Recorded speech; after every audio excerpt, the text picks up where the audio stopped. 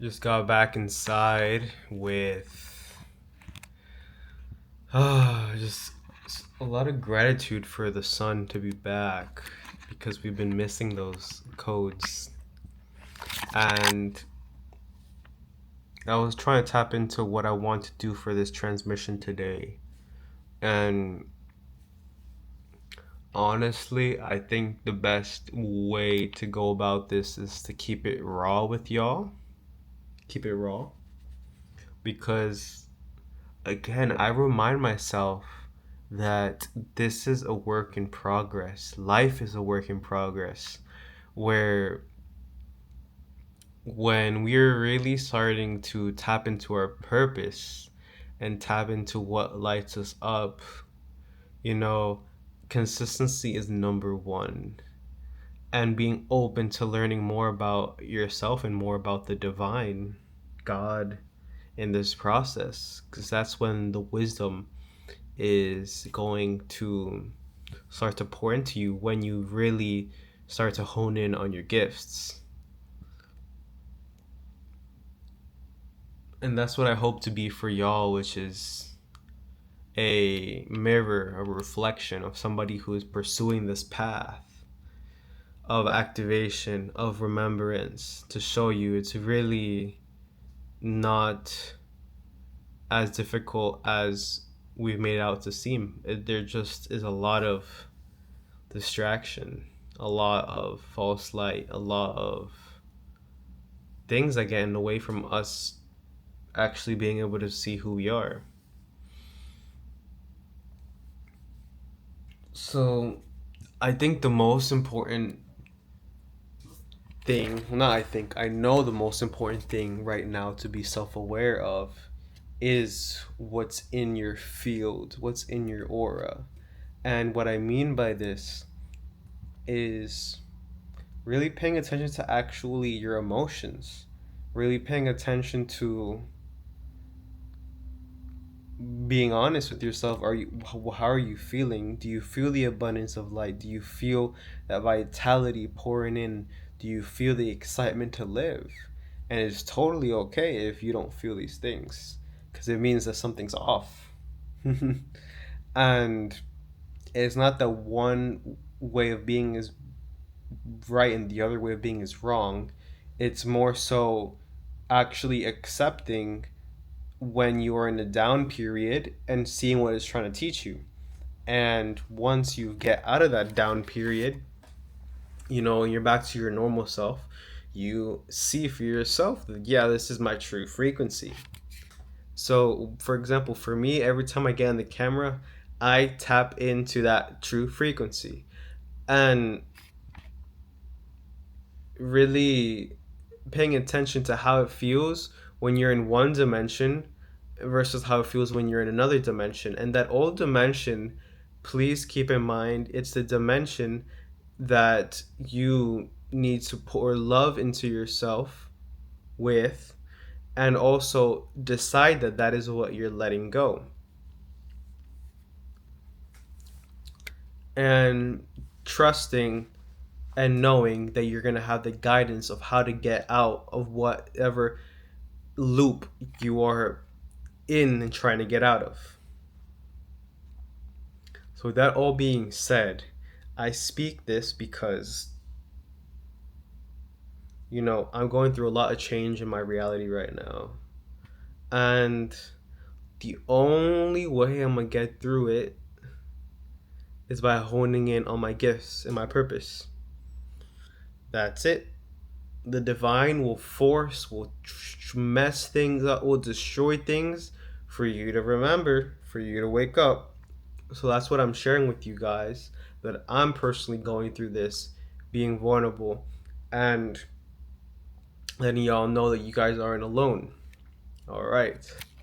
So, pretty much the big whole conversation is, how do I survive and make money and do what it is that I love? And that's a really good fucking question.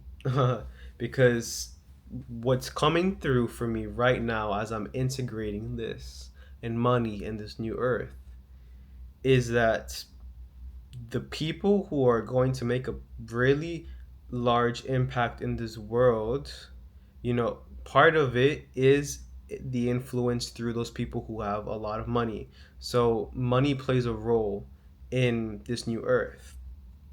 Now, what's important is that we all tap into true abundance, which has nothing to do with money. And more so, it's a remembrance of the abundance that we are eternal, that we are one with the universe, and we're having this limited human experience to learn how to be infinite in a human vessel, how to anchor in God here. So, the role of money is for us not only to transcend it, but to actually see our own value. Because, what I've came to realize is that living just for money isn't fulfilling, because it feels like you're selling yourself out. It just feels like you're chasing something that isn't really even tangible. What we want really is what money can buy: experiences. What we really crave is just the freedom to be able to do what we want when we want. And I realized, the divine will make you be grateful what you have as a lesson. That's a lesson for some people. And it also will show you that you don't need anything as well, by going through poverty and choosing not to let it define you. There's a story how the Buddha had no home and he was enlightened from that. So I share this because, you know, the ultimate epiphany in the openly words, the overall epiphany is to be able to do what it is that you love and be provided for. That is what alignment is, to be in your mission. And the way you do that is by balancing the masculine and the feminine, by seeing your own value and actually being of value to other people.